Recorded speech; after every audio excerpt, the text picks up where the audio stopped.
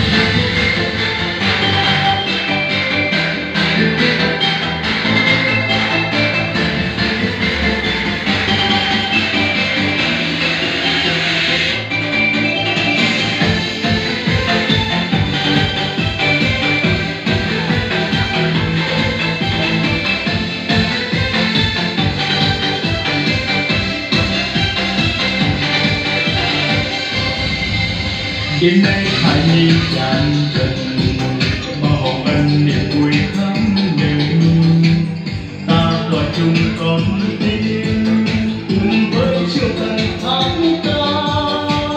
Đêm nay niềm vui đến với muôn nhà, tình yêu và sự vị tha. Nói về đây giúp ta an toàn, tạ ơn dân cha bao la.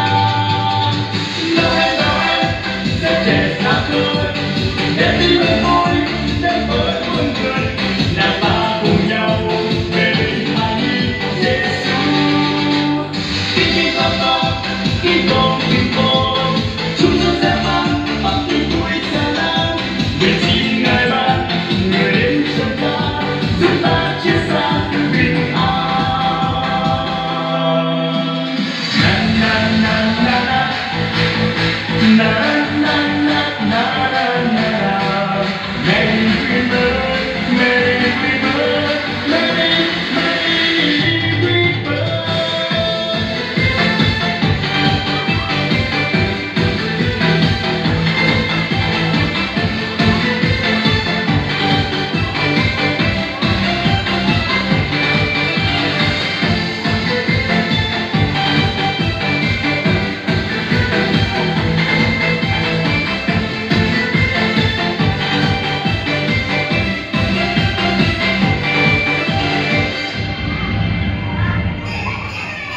Đêm nay là đêm huy hoàng, tuổi trẻ bên hài nhi bé thơ, nguyện một lòng đơn sơ gửi trao cho người niềm ước mơ.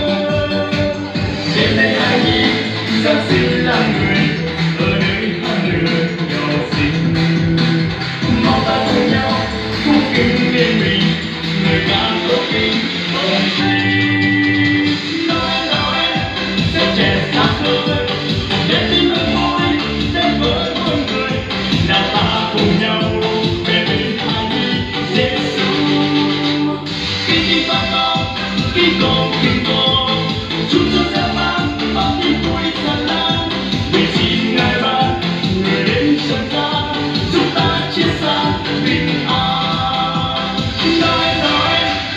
Trẻ xa khơi đến tin vui đến với muôn người, nào ta cùng nhau về bên Thầy Giêsu. Khi con Chúa sẽ ban bắt tin vui sẽ lan. Nguyện xin Ngài ban